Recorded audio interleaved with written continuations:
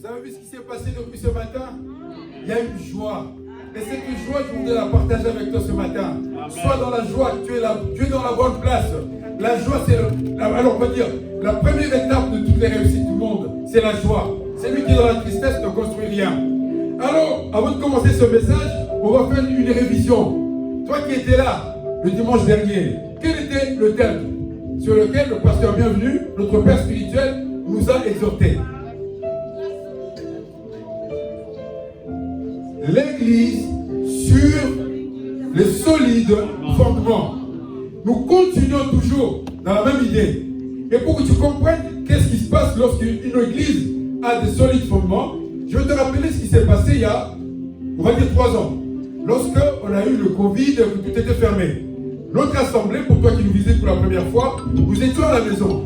Mais ceux et celles qui sont ici savent que les dimanches, il y avait culte à travers les réseaux sociaux. Le vendredi, nous avions aussi nos cultes. Ça veut dire tout simplement que l'église, c'est-à-dire le local, était fermé. Personne ne venait ici. Nos voisins ici étaient pour certains d'entre eux tristes parce qu'ils ne nous voyaient plus venir ici. Mais l'église de Dieu continuait son activité. Dans l'église, ça veut dire que ce n'est pas ce cadre-là, c'est toi et moi qui sommes l'église. C'est toi et moi qui devons être solidement fondés pour que notre église ne puisse pas vaciller.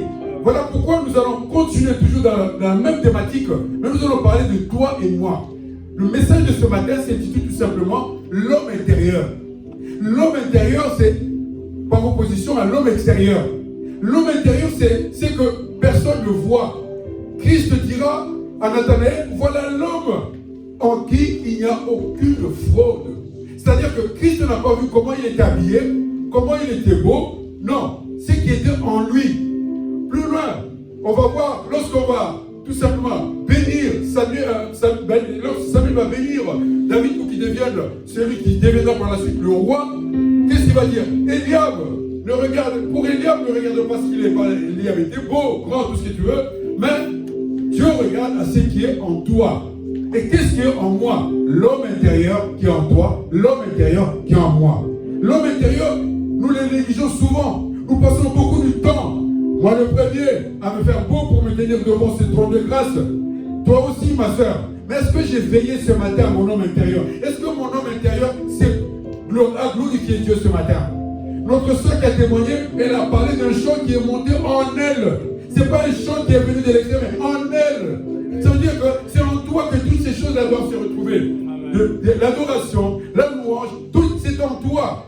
L'église, sur le fondement solide, continuons aujourd'hui pour voir l'homme intérieur qui fait que l'église existe. Alors, nous allons prendre notre premier texte, mon frère, ma soeur, et nous allons demander à notre frère, qui est juste devant moi, le frère Valorin, de nous le lire. Nous allons prendre Ephésiens 2, et Ephésiens 2, c'est un texte sur lequel nous passons. Moi, j'ai remarqué que je passais très très vite, je ne lisais vraiment pas bien ce texte-là. C'est Ephésiens, au chapitre 2, le verset 19 à 22. Ephésiens, chapitre 2, verset 19 à 22. Chacun de nous va se tenir debout avec sa Bible en papier, s'il te plaît. Comme ça, tu n'auras pas le téléphone qui va sonner pendant que tu lis un bon message comme celui-ci.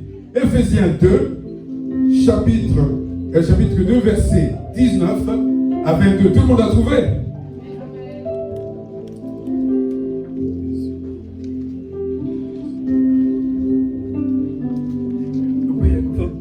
J'ai lu la parole de Dieu dans le livre d'Éphésiens, chapitre 2, du verset 19 à 22. Verset 19. Ainsi donc, vous n'êtes plus des étrangers, ni des gens du dehors, mais vous êtes concitoyens des saints, des gens de la maison de Dieu. Vous avez été édifiés sur le fondement des apôtres et des prophètes de Jésus-Christ lui-même, étant la pierre angulaire. En lui, tout l'édifice bien coordonné s'élève pour être un temple saint dans le Seigneur. En lui, verset 22 pour finir, en lui, vous êtes aussi édifiés pour une habitation de Dieu en esprit, parole du Seigneur. Amen, on applaudit pour la parole de Dieu. Là, c'est une réponse à toutes nos questions. C'est l'apôtre, c'est Paul qui est en train de parler aux Éphésiens. Les Éphésiens étaient ceux qui étaient très avancés dans la parole. Et il leur explique qu'est-ce que nous étions avant de venir à Christ. Quand tu lis tout le chapitre, il fait tout un, on va dire, une sorte de réquisitoire. Comment vous étiez? Au verset 11, il dit, vous étiez, c'est pourquoi vous qui étiez morts. Si tu te souviens bien, le dimanche, papa parlait de la mort spirituelle. Vous qui étiez morts, vous qui n'avez rien, Jésus-Christ est venu vous rattraper, vous ramener à lui. Maintenant, il nous explique quelque chose d'encore plus important, c'est à partir du verset 19. Il dit, vous n'êtes plus des étrangers. Souvenez-vous que du temps de la loi, tous ceux qui n'étaient pas juifs, c'était des étrangers. Tous ceux qui ne confessaient point, qui ne parlaient pas, qui ne faisaient pas tous les rituels judaïques, n'étaient pas de Dieu. On les considérait comme des étrangers. Étrangers dans le sens biblique, c'est-à-dire quelqu'un qui n'a pas de Dieu. Il continue, maintenant, vous n'êtes plus de gens du dehors. Là où c'est encore mieux, il dit, mais vous êtes quoi? Des concitoyens, des saints gens de la maison de Dieu. Première étape, vous êtes des saints gens de la maison de Dieu. Remarque mon frère, ma soeur, il met des au pluriel, gens au pluriel. Il ne parle pas au singulier. Nous sommes devant le parvis. Vous avez la sortie d'un match de foot. Il y a plein de monde qui était dans le foot, qui était dans le stade. Certains d'entre eux étaient partis voir leurs amis. Certains étaient partis se discuter, à faire. Quelques-uns seulement ont vu certains matchs. Vous avez la même chose aussi dans cette assemblée. Certains d'entre nous n'écoutent même pas la parole. Mais ils sont pourtant dans l'assemblée, dans la maison de Dieu. Voilà les gens de la maison de Dieu. Les gens de la maison de Dieu s'approchent de Dieu tout en ayant les idées ailleurs. Les gens de la maison de Dieu, ils sont nombreux. Ils sont dans le parvis, comme on dit. Dans le parvis, on trouve tout. On trouve tout, sauf ceux qui connaissent Dieu. Jésus-Christ dira, la foule qui me suit, lequel d'entre vous est prêt à abandonner son père, sa mère, sa famille pour me suivre? Très peu l'ont suivi. Pire, lorsqu'il va dire, celui qui mangera ma chair, qui boira mon sang, aura la vie éternelle. Tout le monde est parti. Tout le monde est parti. Seuls quelques-uns qui sont restés. Pourquoi ils ont dit? Parce qu'en toi, il y a la parole. Alors là, demande-toi où j'en suis avec mon Dieu. Je veux être celui sur lequel on dit que l'église est solide. Suis-je encore au niveau du parvis? Gens de la maison. C'est pluriel, c'est-à-dire qu'ils sont plusieurs. Mais il continue dans son exhortation. Paul il dit, vous étiez édifiés. Quand on dit édifier, c'est construire, mettre ensemble, élever. Cette maison a été, il y a les briques, il y a le sable, tout a été construit. Vous êtes édifiés comment? Le dimanche dernier, nous avons eu un enseignement et on nous dit comment? Par les apôtres, les pasteurs, les prophètes, et Christ, tout cela, tout ce que les prophètes, les apôtres, tout ce qu'ils enseignent jour après jour, ils le font sur qui? À partir au nom de Jésus-Christ. Tout ce que tu reçois ici, comme enseignement, comme exhortation, louange, adoration, c'est toujours au nom de Jésus-Christ. Alors, je m'interroge, suis-je encore toujours Jean de la maison alors que Dieu a envoyé ses serviteurs pour m'enseigner, pour me montrer le chemin, pour m'apprendre qu'est-ce que c'est être tout simplement solidement ancré dans sa parole? Est-ce que je suis suffisamment édifié? Est-ce que la construction de l'homme intérieur que j'ai est en train de bien se faire? Il continue. Il dit, en lui, tout l'édifice ici l'église, tout l'édifice, c'est-à-dire toute l'église universelle, bien coordonnée, c'est-à-dire on ne doit pas avoir de l'indiscipline. Ah non, moi aujourd'hui, comme je connais deux petits versets, je vais diriger une église. Il dit toute l'édifice bien coordonnée. C'est-à-dire que le respect de l'autorité spirituelle, le respect de ceux qui travaillent dans l'assemblée, le respect de ceux qui prient doit être maintenu, bien coordonné. Si dans ta maison, c'est toi qui décides quand, où, comment on mange, à l'église aussi c'est la même chose. Tu ne peux pas arriver parce que moi j'ai compris. Non, il dit une église bien coordonnée, un édifice bien coordonné. Et cet édifice va s'élever pour être quoi? Un temple. On est parti du pluriel des gens. Maintenant, on est en train d'avancer tout doucement. Un temple saint dans le Seigneur. Pas un temple dans lequel on trouve tout et n'importe quoi, mais un temple saint dans le Seigneur. Mais la partie qui concerne notre message de ce matin, c'est le verset 22. En lui, vous, c'est-à-dire toi, moi, donc c'est individuellement, vous êtes aussi édifiés pour être quoi? Une habitation. Pas une, non, une habitation. Es-tu une habitation de Dieu en esprit, mon frère? Élève ta voix et dis-moi, est-ce que tu peux aujourd'hui dire, oui, moi, je suis une habitation, pas des gens, mais une seule habitation en Christ, en esprit. Dieu habite-t-il vraiment en moi, en esprit? C'est ça la question. L'homme intérieur, c'est l'homme en qui habite l'esprit de Dieu. Amen. Et cela tu retrouves quand il parle de Josué, il dit, l'esprit de Dieu est en Josué. Quand il parle de Daniel, il dit, Daniel, l'homme en qui on trouve l'esprit de Dieu. Partout, il dit, l'homme en qui on trouve l'esprit de Dieu. Suis-je, pose-toi la question ce matin, mon frère, suis-je vraiment une habitation de Dieu en esprit? Est-ce que dans mon cœur, on trouve encore la rancune, l'amertume, toutes les choses qui ne peuvent pas se prendre la Seigneur de Dieu à côté de Dieu? Parce que lui, ce qu'il veut, c'est que tu partes des gens de la maison de Dieu, en passant par une bonne édification par les enseignements, et que tu deviennes quoi? Une habitation de Dieu. Une véritable habitation de Dieu en esprit. Bien aimé, c'est pas facile. Mais notre Dieu ne fait jamais les choses à moitié. Il nous a préparé un chemin. Il nous a préparé, on va dire, le canon par lequel tu dois passer pour devenir une véritable habitation de Dieu en esprit. Pour ça, nous allons prendre deux exemples dans la Bible qui vont nous permettre d'aller, selon ce que Dieu nous permettra, on va prier.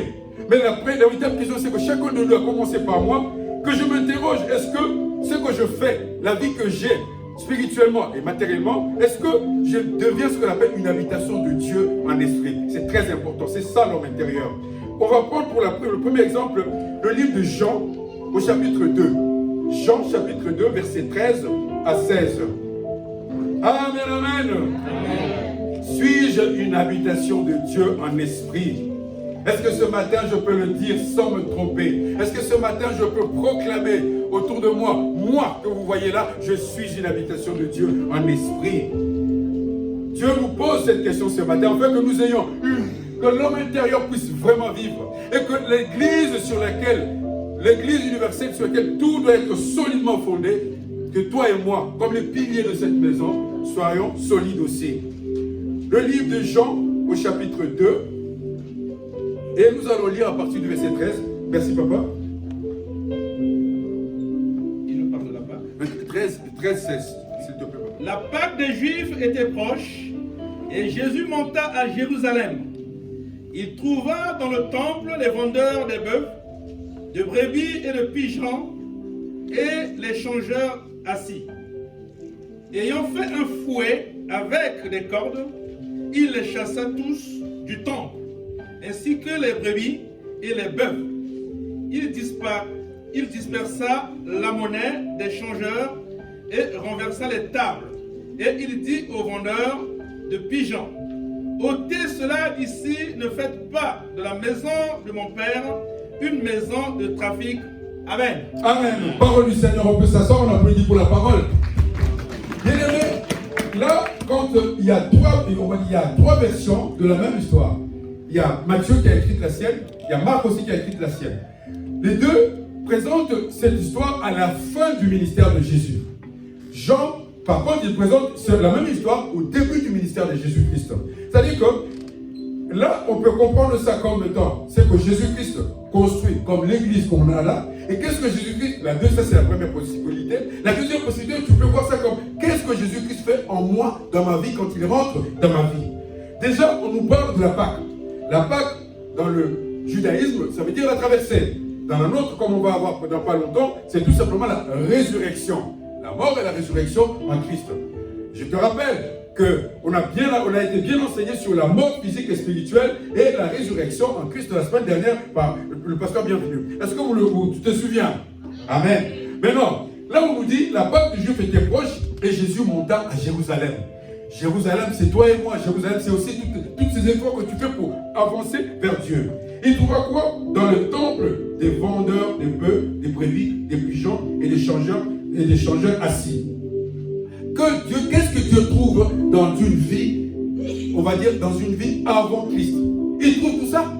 Il trouve des gens qui n'ont pas leur place dans ta vie. Il trouve des habitudes qui n'ont pas lieu d'être en toi. Il trouve des connaissances dont tu n'as pas besoin. C'est ce qu'il trouve en toi. Il trouve toutes ces choses-là réunies en toi et en moi. Et quand il arrive, qu'est-ce qu'il fait Jésus-Christ? Il prend un fouet. Vous savez, dans la Bible, lorsqu'on parle de fouet, on parle plus de fouet pour le cheval. Pourquoi le cheval, on a besoin du fouet? Parce que le cheval, c'est un animal qui démontre la puissance. Or, qu'est-ce que Dieu veut de toi et moi? Que nous soyons des agneaux, capables, malléables. Comme il dit, petits enfants, venez à moi. Il ne dit pas grands enfants, il dit petits enfants. Quel que soit ton âge, quelles que soient les années que tu as dans Christ, il veut que nous soyons des petits enfants qui venons à lui. Et là, il prend un fouet, il prend les cordes pour faire quoi? Pour tout simplement rentrer dans le temple et taper. On va un peu comprendre ça. C'est lui qui vivait dans le vol, qui avait une excellente vie dans le vol, qui payait tout, qui ne payait aucune facture, mais ou bien qui volait, mais qui payait toutes les factures, qui avait tout ce qui est bien. Lorsqu'il vient en Christ, qu'est-ce qui se passe? Il arrête de voler. Ça veut dire que ses ressources tarissent. Cet homme-là ne peut plus avoir la même vie qu'il avait avant. Le fouet, c'est ça. Le fouet de Dieu arrive, te fouette pour te dire maintenant, arrête ce que tu faisais là. Ouah, tu arrêtes. Tous ceux qui avaient plusieurs maris, plusieurs copines qui les entretenaient, ou plusieurs hommes qui les entretenaient, quand il ou elle arrête ça, il a mal. C'est le fouet. Le fouet de Christ n'arrive pas pour arranger les choses. Beaucoup ont compris ce texte dans le sens où Christ est rentré dans une assemblée et a fouetté tout le monde. Christ n'est jamais rentré. Christ rentre dans ta vie avec un fouet spirituel. Demande-toi, tous ici nous avions eu une habitude, une manière de faire ou de penser avant de venir à Christ. Regarde-toi le jour où tu as arrêté, comment tu as eu mal. Regarde-toi le jour où tu as arrêté ces choses-là, ou bien cette personne-là. Mais on va revenir à papa parce qu'il nous a donné lui-même l'exemple ici. Il a dit qu'il avait mal quand on jetait sa pierre. Il disait pas, ouais, c'est bien. Non, il avait mal. C'est le fouet. C'est le fouet que tu reçois tous les jours. Tout ça parce qu'il veut former quoi? Ton homme intérieur. Ton homme intérieur doit changer. Tous ceux qui viennent à Christ doivent devenir de nouvelles êtres. Or, toi, si tu viens à Christ et tu as tout ça, les brebis, tu fais des échanges, tu fais toutes ces choses-là, il ne veut pas de ça. Avec le fouet, il frappe, il disperse, il renverse. Il renverse quoi? Les tables. Dans la Bible, on nous parle de la table que Dieu dresse entre toi et tes ennemis. C'est dans les psaumes. Il dresse une table entre toi et tes ennemis. Maintenant, toi, tu viens à Christ, tu viens avec une table. Sur ta table, tu as déjà préparé. Le 24, Dieu doit me donner ça. Le 15, doit me faire ça. Le 15, tout ça. Il dit non, ta table là, je la renverse. Parce que moi, je vais te donner ma table à moi. Pour que tu puisses suivre mes instructions à moi. Voilà ce qui est là, avec les tables. Il renverse toutes ces tables-là. Et c'est toujours quelque chose de pénible. Quelque chose que personne n'accepte facilement. Il dit au vendeur de pigeons, ôtez cela d'ici, ne faites plus de la maison de mon père une maison de trafic. Et si on lit plus loin, on va dire que ma maison sera désormais appelée une maison de prière. Il est en train de faire allusion, on a parlé des étrangers. Et c'était ainsi. Quand on n'était pas juif, on ne rentrait pas dans la synagogue. Quand on n'était pas juif, on ne participait pas à la fête de Pâques, à toutes ces fêtes-là. On était étrangers à toutes ces... On n'avait pas de Dieu. Mais maintenant, il dit, il va le dire encore mieux dans Ésaïe. Il dit, dans Ésaïe 56, il dit que tous les peuples viennent à moi. Que tous les peuples du monde viennent à moi. Or, toi, quand tu vas à l'église, je reviens encore en arrière. On a parlé des brebis et de bœufs. À quoi ils servaient dans l'assemblée? C'était pour ceux qui, pour pouvoir tout simplement obtenir le pardon, on devait amener un animal, on offrait au sacrificateur. Le sacrificateur pouvait ainsi obtenir ton pardon auprès de Dieu. Maintenant, ceux qui étaient étrangers, ceux qui n'avaient pas d'argent, comment voulez-vous qu'ils viennent à Dieu et qu'ils obtiennent l'absolution de leurs péchés? Voilà l'homme intérieur qui a déjà peur, comme moi aussi j'ai eu peur. C'est-à-dire que tu es là, tu dis, mais je vais aller, comment je vais aller à Dieu? Parce que là, je n'ai pas cessé. Arrête de regarder à ton péché. Arrête de regarder, ouais, moi avec tout ce que j'ai dit, tout ce que j'ai fait, les maisons où j'ai mal. Arrête de regarder à ça. Il dit, venez à moi tel que vous êtes. Oh voilà, il faut pour aller à Saint-Louis, il faut que j'ai 6 000 euros. Non, viens d'abord, écoute la parole, prie avec nous. Quand tu auras 6 000 euros, tu viendras mettre dans le panier. Arrête de déverser des choses. Ah oui, pour faire les... Non. Dieu dit, venez à moi tel que vous êtes. Une fois que vous arriverez chez moi, je vous transformerai. Je vais transformer votre homme intérieur. Votre homme intérieur ne sera plus comme vous étiez avant, avec des rancunes. Non. votre homme intérieur va être renouvelé. Voilà ce qu'il est en train d'expliquer là. Et quand on nous dit que la maison de prière, lorsque nous prions, il y a la prière que tu fais parce que tu veux réussir. Et puis il y a la prière que tu fais pour converser avec ton Dieu. Et c'est la deuxième prière, c'est-à-dire que lorsque tu converses avec ton Dieu, c'est de cette prière-là qu'on dit. On dit que dans ton cœur, lorsque Dieu viendra, il trouve un cœur prêt à le recevoir, un cœur qui puisse l'honorer. Voilà quelqu'un qui toute la nuit, moi j'ai un neveu qui a déjà, dont la femme faisait cette prière-là, c'est-à-dire elle s'asseyait, elle attendait que son mari revienne du travail. Il mange, dès qu'il monte dans la chambre pour dormir, elle s'asseyait à l'angle du lit, elle faisait cette prière. Oh Dieu, frappe tous les hommes qui ne sont pas gentils avec leurs femmes, frappe-les, frappe-les. C'est quoi cette prière? Elle faisait cette prière tous les jours, à tel point que quand nous on a commencé à servir Dieu, il m'a posé la question, mais est-ce que c'est vraiment une prière? J'ai dit non, c'est pas une prière ça. Parce qu'on ne peut pas dire à Dieu, frappe le mari. Non, dans ça tu dis, mon mari que tu vois là, il est comme ça, il est comme ça. Change-le, modifie-le. Il a cette puissance-là, c'est Dieu-là. Il peut faire ça. Donc la prière, la maison de prière, ton cœur, l'état de ton cœur, qu'est-ce que tu peux élever comme prière dans ton cœur? Ton homme intérieur, est-il capable d'élever une véritable prière? Une véritable prière dans la dimension, dans la dignité de notre Dieu. Ce n'est pas le temps, mais c'est la concentration. Quelqu'un qui fait 10 minutes de prière concentrée dépend celui qui a fait 3 heures de prière pendant lequel il a pensé à ses voyages, à toutes ces choses-là. Là, nous avons vu, c'est que Christ va faire pour toi. C'est que Christ, lorsqu'il rentre dans ta vie, fait. Il renverse tout. Il fouette tout ce que tu avais mis. Et puis, il dresse une table, la sienne, pas celle que tu avais avant d'arriver dans sa vie. Maintenant, nous allons voir notre deuxième partie, c'est qu'est-ce que toi et moi devons faire? Parce que nous avons dit, l'homme intérieur, c'est la vie spirituelle que tu travailles tous les jours. Un bon athlète, un bon sportif a des horaires. Voilà, il va courir, il ne mange pas n'importe quoi, il mange. C'est comme aussi ce qu'on appelle les mannequins. Les mannequins ne mangent pas n'importe quoi. Les mannequins courent tout le temps, ils font tout le temps très attention. De la même manière, toi et moi devons faire aussi attention à notre vie spirituelle. Alors, il y a un texte que, personnellement, je ne pensais pas pour moi qu'il y avait autant d'instructions dans ce texte. C'est dans le livre de Jude. Jude, c'est avant Apocalypse, c'est un seul chapitre. Jude, on va prendre Jude, un seul chapitre. Et c'est dans ce livre-là que nous allons voir le programme qui nous est donné à toi et moi pour que notre homme intérieur se modifie, afin que l'église qui doit avoir de fondements solides, c'est-à-dire l'église universelle, l'église et nouvelle alliance, soit assise sur des hommes et des femmes qui sont forts intérieurement et comme physiquement aussi.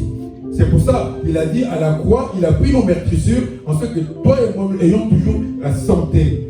Alors si quelqu'un a trouvé, on va lire Jude au chapitre 3. Non, excusez-moi, Jude c'est un seul chapitre et c'est le verset 19 à 22. Je vais lire la parole du Seigneur. Amen. On nous dit ceci. Ce sont ceux qui provoquent des divisions, hommes sensuels, n'ayant pas l'esprit. Ah, ce sont ceux qui provoquent des divisions, hommes sensuels. Tu peux souligner ça. Hommes sensuels sans esprit. On